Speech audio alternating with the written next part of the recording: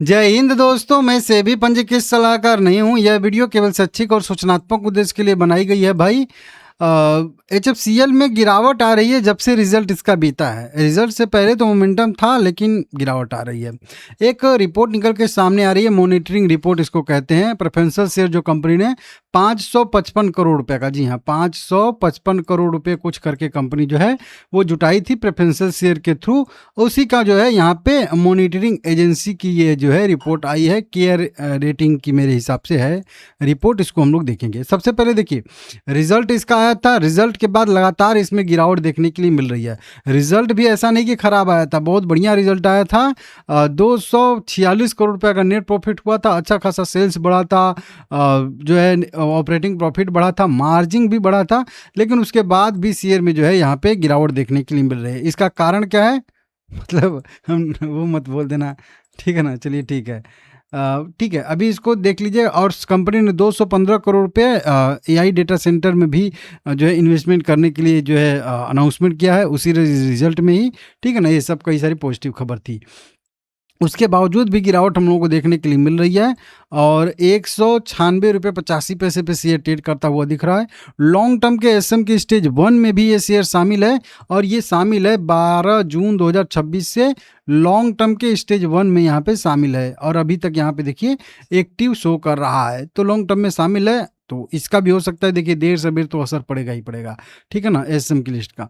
अब देखिए, जब बहुत ज़्यादा पॉजिटिव कोई शेयर रहता है तो उस पर असर नहीं पड़ता है, क्योंकि कंपनी को बहुत सारे आर्डर जो है SM की लिस्ट में जाने के बाद, मतलब 12 जून के बाद देखेंगे तो लगभग मेरे हिसाब से 2-3 आर्डर इसको मिले थे। और उसकी मैं वीडियो भी बनाया था, और उस वीडियो में बोला भी था कि अब SM का असर इस पर जो है वो नहीं पड़ेगा, क्योंकि कंपनी को बहुत सारे जो है यहाँ पे आर्डर मिले हैं। देखिए यहाँ पे 29 जून की ये देखिए वीडियो है, ये 29 जून की। और इसमें देखिए कंपनी को लगभग 2666 करोड़ रुपए का आर्डर मिला था। उसके पहले भी अगर देखेंगे तो फिर से एक आर्डर मिला था कंपनी को। तो इस तरीके से कई सारे आर्डर मिले थे। इसके वजह से मैं बताया था कि शायद इसमें SM का असर न पड़े, और वो चीज़ हमको देखने के लिए मिली भी थी।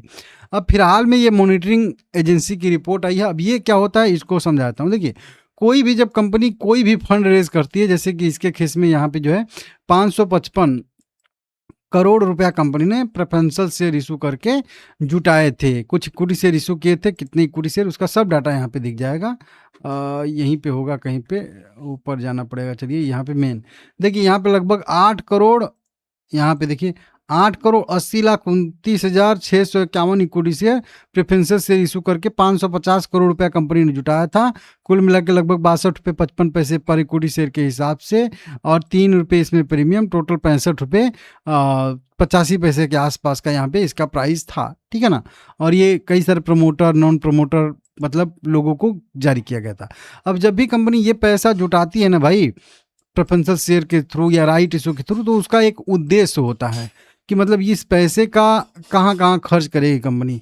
तो उसमें रहता है कि नहीं 100 करोड़ हम यहाँ पे खर्चा करेंगे, 150 करोड़ रुपए यहाँ पे खर्चा करेंगे, 50 करोड़ यहाँ पे खर्चा करेंगे, 85 करोड़ यहाँ पे खर्चा करेंगे।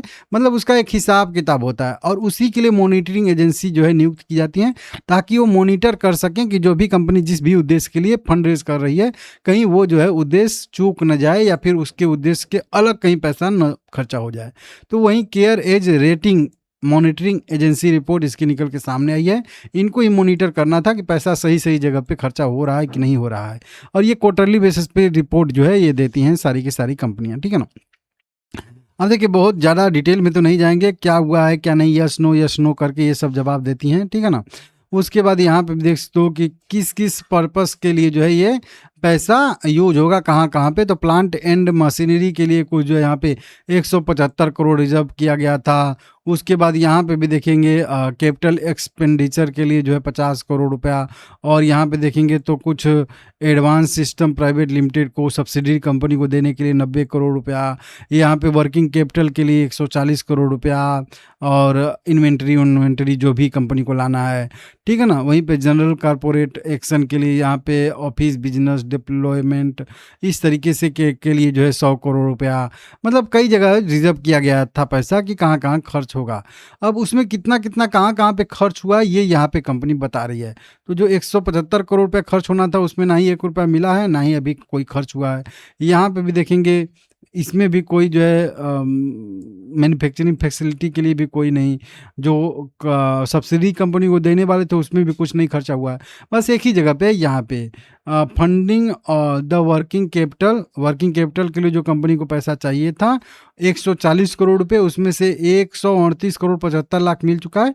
और जिसमें से ड्यूरिंग द क्वार्टर, यहाँ पे देखिए लिखा है बीच वाला लाइन, ठीक है ना, इस क्वार्टर में कितना खर्च हुआ है, पिछले क्वार्टर में एक भी खर्च नहीं हुआ था, इस क्वार्टर में during the quarter in are crore, तो लगभग 48 करोड़ 75 लाख रुपए यहाँ पे यूज हुआ है इस मतलब क्वार्टर में। और यहाँ पे टोटल वहीं 48 करोड़ 75 आ जाएगा।